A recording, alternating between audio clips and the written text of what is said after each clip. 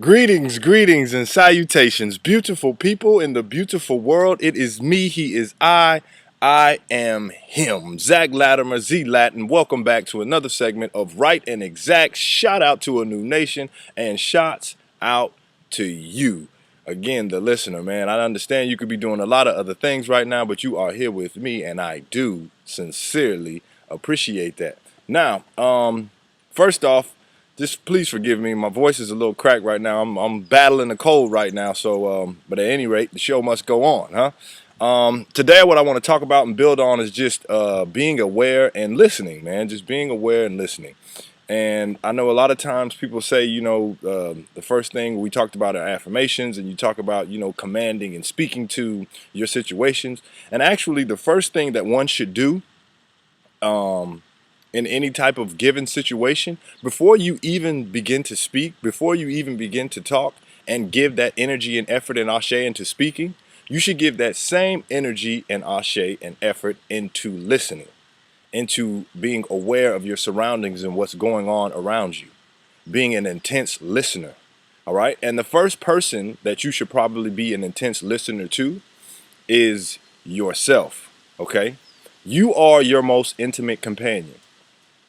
You are your most intimate companion, right? If you look at it in even in like these old documents or old in like these prophetic, these great prophetic leaders in old times, they would always go off and be by themselves, right?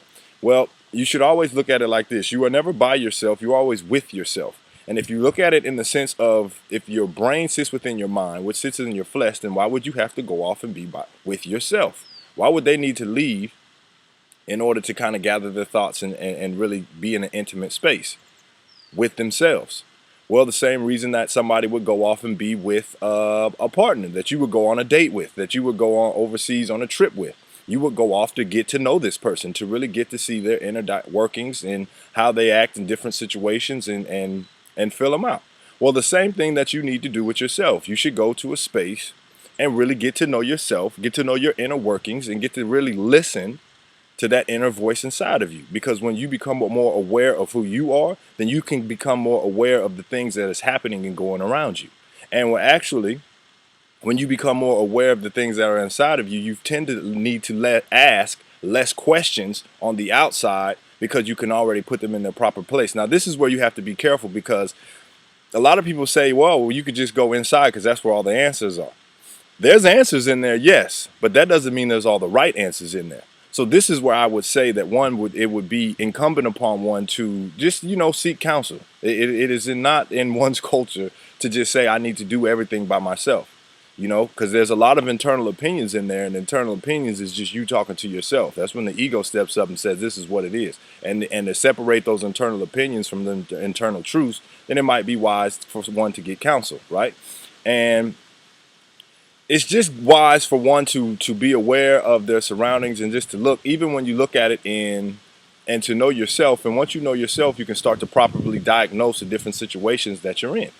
And when you can look at this as in even in relationships or even in different places that you go to visit, you will go out there and you would check. Let's go with a relationship first. When you're in a relationship, especially for the women, you should never really listen to a man. Never listen to what he says. You should always watch what he does. Just like my man Chief would say, listen with your eyes, okay? So if I'm up here telling you that I'm doing this and I'm doing that and yada, yada, yada, you don't even need to ask these kind of questions of, okay, are you good with kids? You'll see when I'm around kids. You don't need to ask if I'm good financially. You'll see how I handle my finances, and you'll be able to watch it, and then you'll be able to answer your own questions. So then you'll see that the questions that some folks start to ask, they're not even needed to be asked, because you can see it already. They're answering your questions. So you don't need to see if somebody is faithful to you. You don't need to ask them that. I mean, all you have to do is watch them. Watch their actions. Watch what they do. They will answer your questions. But you have to be in tune with yourself. If you're in tune with yourself, then you can be in tune with the universe and everybody that's going around with you, right? So even if we look at it, when it comes down to listening, you need to keep in mind the number 7, okay? And the number 7 is big here, because the number 7 is the caging of your awareness. A lot of people think that this number 7 represents it's a divine number, which it actually is not. It's actually the number 3, because the number 3 is what was given to Olo Damari to work with. The number 7 is the caging of the awareness. The number 7 also represents the 7 open seals. The 7 open seals are the 7 openings that you have on your face, or as my nephew would say, I'll punch you in the face, Uncle Zach, right? On your face. What is that? 2 openings right here, 2 right here, 2 right here, 1 right here. Okay? So, I always thought that was interesting because you have 2 ears, you have 2 eyes, and you have 2 nostrils and 1 mouth.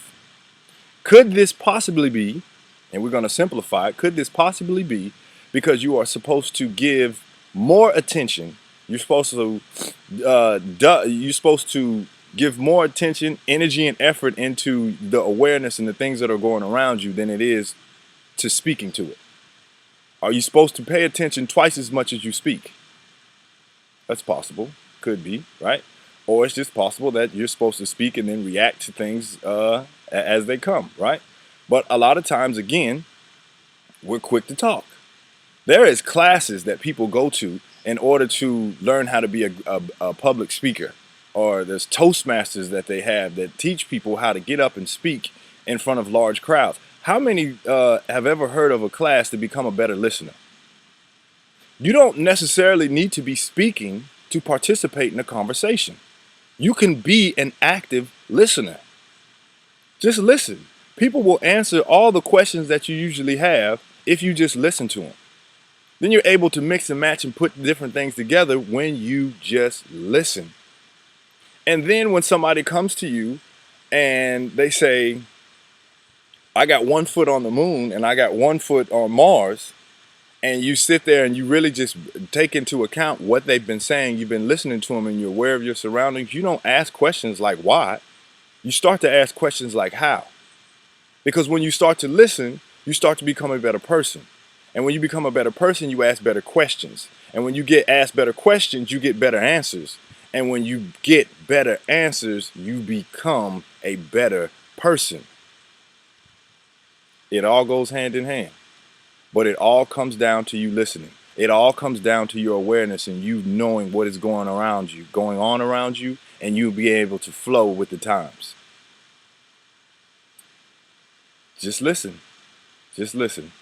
I will that you got something out of this. I will that you have a wonderful day. And again, if you want to get deeper into this, go over to Enlightenment and Transformation. You can get all that you can handle over there. Thanks for tuning in, and I will see you next time right here on Right and ExZach. I'm out. Deuces.